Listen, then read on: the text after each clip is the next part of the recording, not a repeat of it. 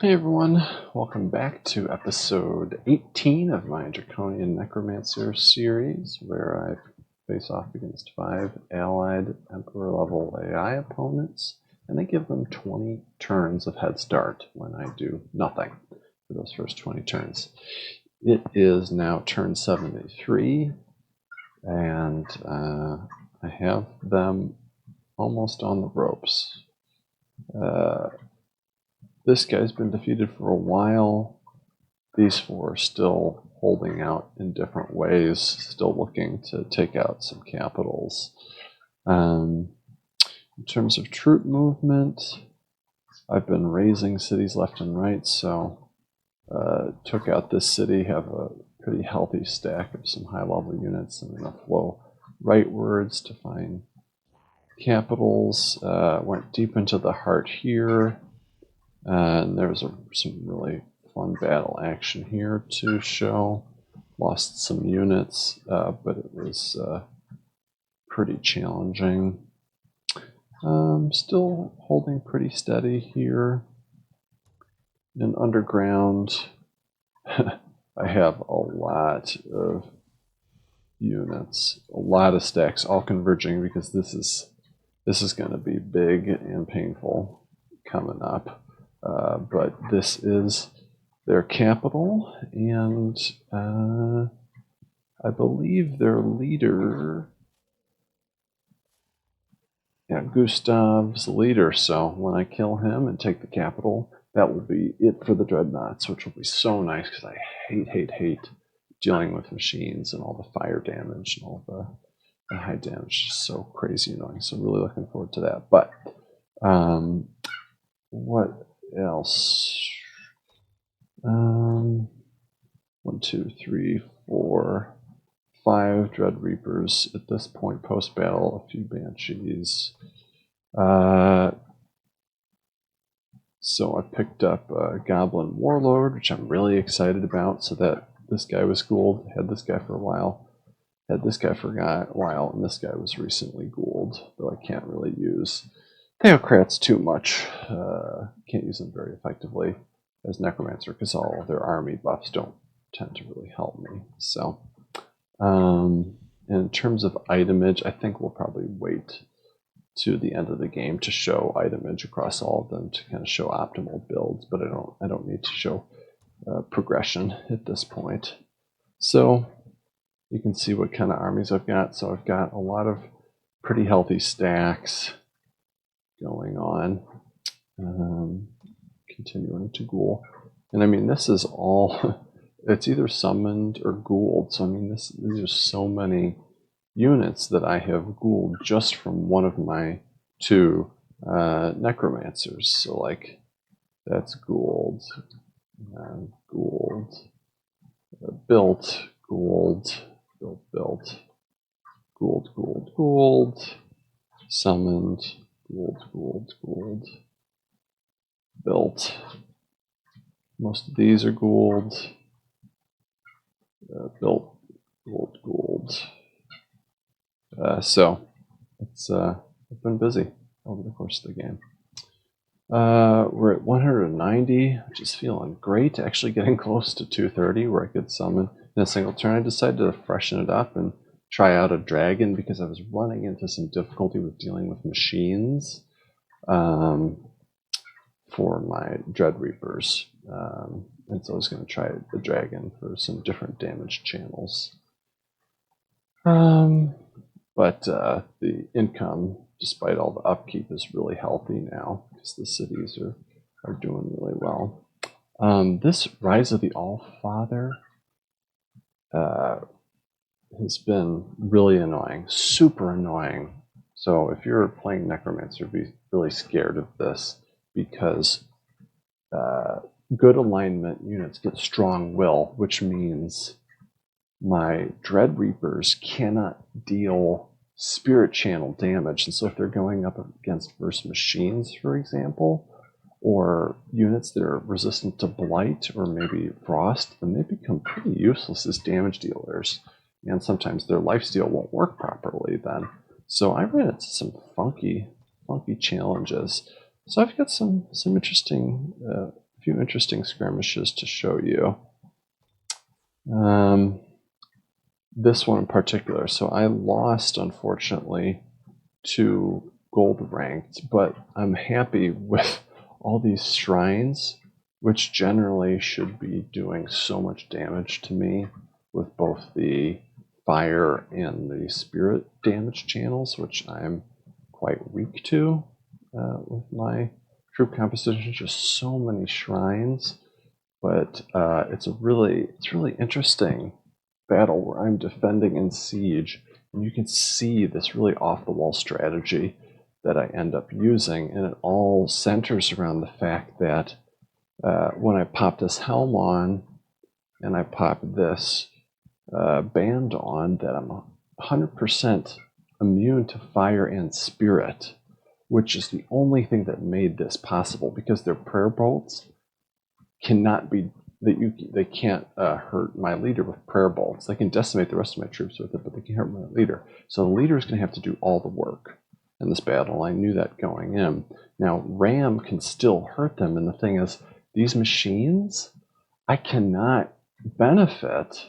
And I should have switched up my items in advance, but I cannot benefit from the life drain, which is usually the thing that makes this work. So I had to come up with an alternative strategy to keep his health regenerating despite all the ramming that he would get. And thankfully they don't do Divine Vengeance unless there's multiple units, because that would have been an easy way for them to kill me. But thankfully the AI held back on doing Divine Vengeance because they want to do that AoE to affect multiple enemies at the same time, because that shock damage channel could have done damage to me. And just to keep in mind, these are not too high at the moment, just because of some of the item shifting around that I did. So let's watch this.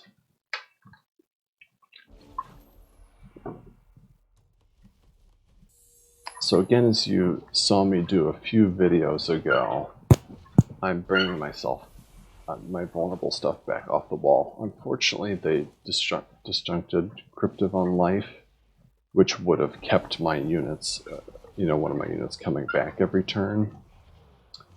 So I'm trying to, some of these, Gift of Necron, by the way, is the whole thing that makes this strategy work. When a unit dies, the thing that killed it gains 15. So I'm counting on this guy being able to kill these and gain 15 health. So even though I can't lifesteal, I can still gain health if he's the one to destroy the unit. So let's see how this plays out. So I'm really kind of unsure of how to handle it. So that organic unit I kill. I'm trying to hide these low units in the back. And had I been thinking I'd put them over there, that bless sucks, even more help to have to deal with. So they're absolutely decimating my Reapers, and I need to get them the hell away. So I'm going to be doing that here in a bit. So see you later. Retreat, retreat. Just cycle them around, try to keep them out of the way. They're still with that long ass range. It's super annoying.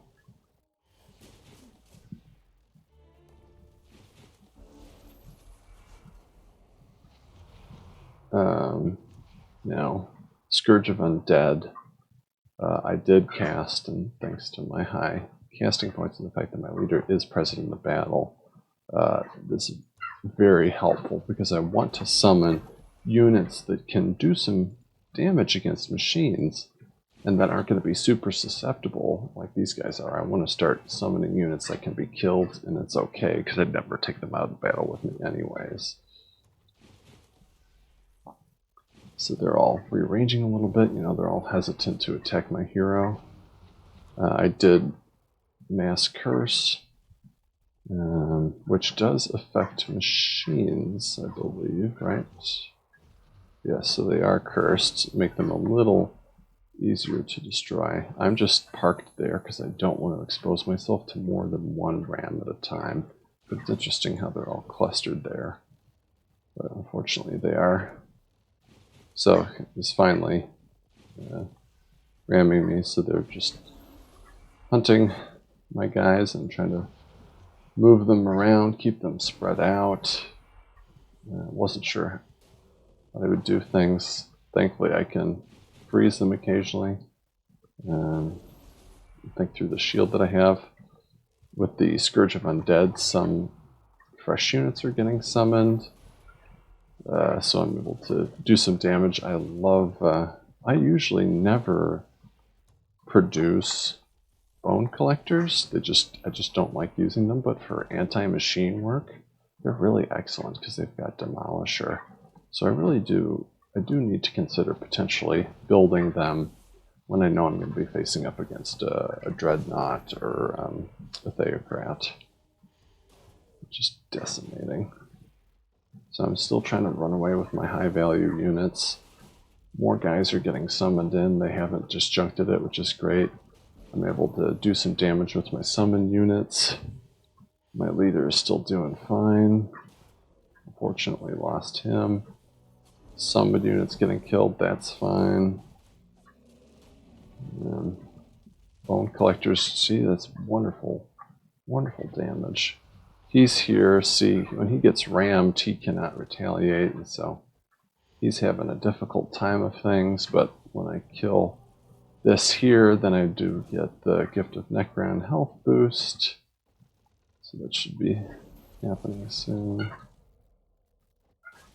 There we go, so I got the health boost from killing the unit, and I'm going to count on that. Again, rotating them out here to try and keep them away from the pursuing army. These guys still can't do anything to my leader, which is good.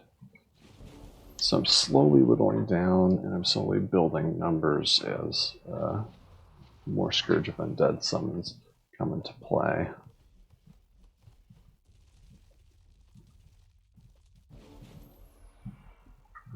Since we've effectively switched sides, I'm trying to regroup here and allow Scourge to do a little bit more work. I did decide to do Dark Gift to do a little bit more physical damage as well, since I know they're out of points and won't be doing any more disjuncting, thankfully. This was summons from the spell, so I'm going to throw them into the fray.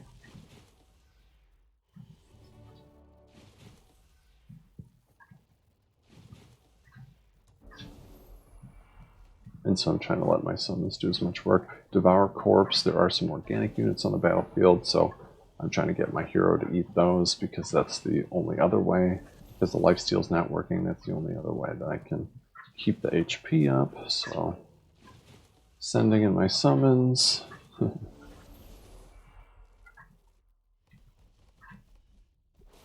Going back up on that ledge to try and entice them back inside, which only some of them, only just one of them takes the bait.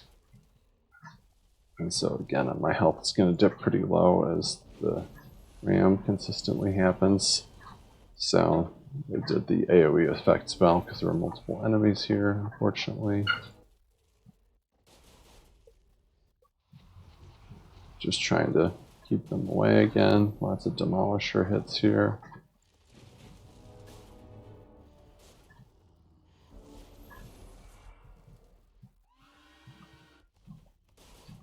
And I'm still learning to use the Whale of Despair to good effect, because if you can, that was unfortunate. So if you can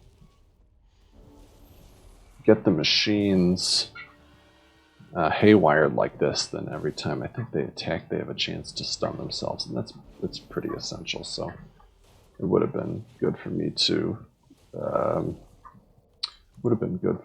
summon Banshees. As well as Dreadreapers at this stage, because in some ways they're, with that haywire ability, they're much more effective at dealing with machines than Dreadreapers. Dreadreapers at least, yeah, they're just not great. Not great with machines. So they don't have any special defensive bonuses, and they can't do as much damage. Wow, super zoomed out. So the Scourge is the only thing making all this possible.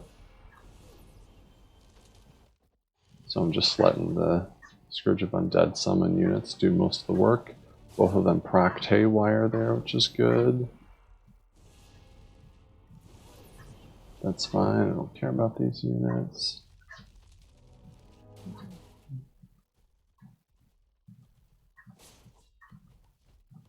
But making sure.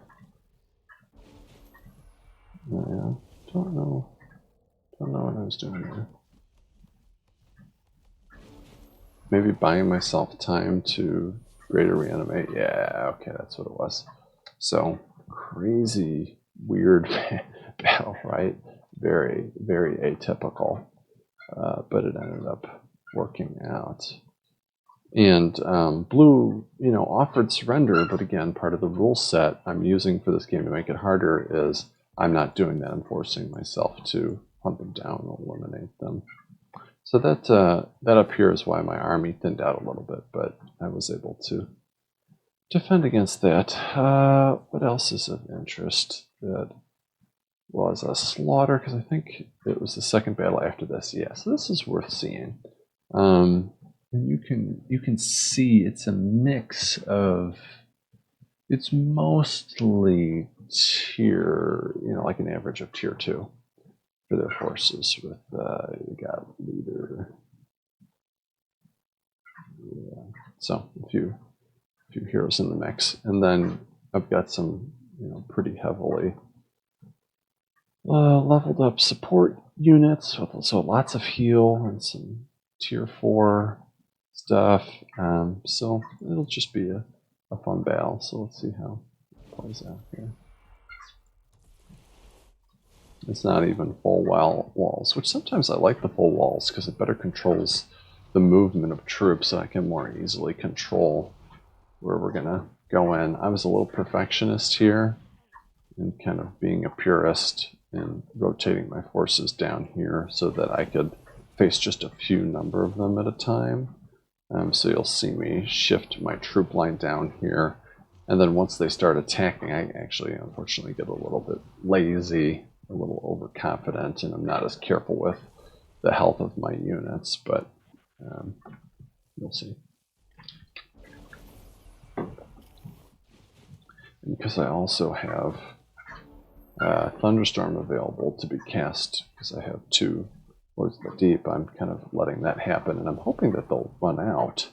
Sometimes when they take enough damage and they're not doing any damage, they'll run out of their walls, which would favor my situation.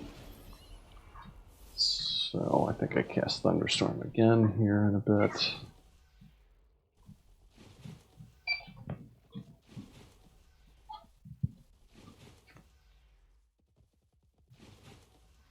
So much troop movement. So I'm finally starting to do some damage. Maximum range. So frustrating. Just a line of Dread Reapers. So you see what I mean by perfectionism, right?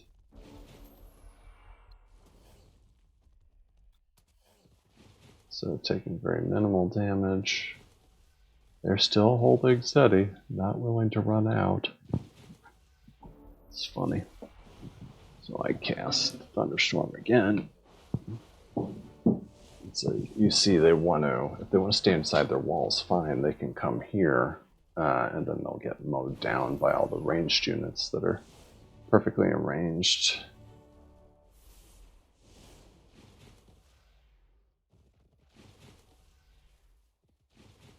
Yep.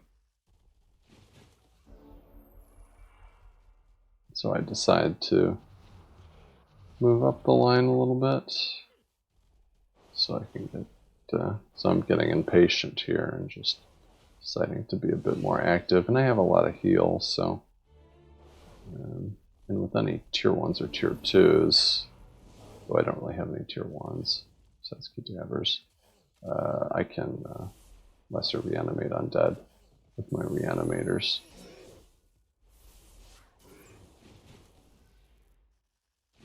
So just slowly whittling them down. Yeah, I start to get sloppy about here, moving my Dread Reapers in. But some of their ranged units can do decent especially fire channel damage to the Dread Reapers. So at some point I'm like, oh, probably shouldn't have done that.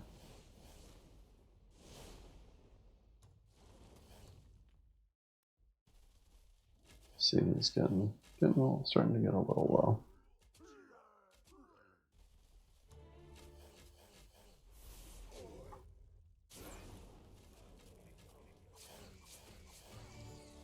There's that life drain doing what it needs to do. More life drain, keeping him alive. He's a little low for comfort. And so seeing that, I send some of my units up in here to present alternative targets. Get the cadavers up there. I think I come in and do some healing.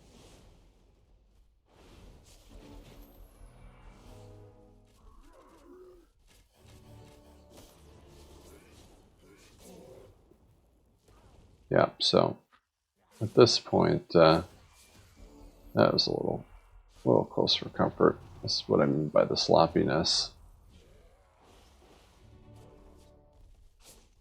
Yep, so that's the gist of it, and I do a bunch of healing.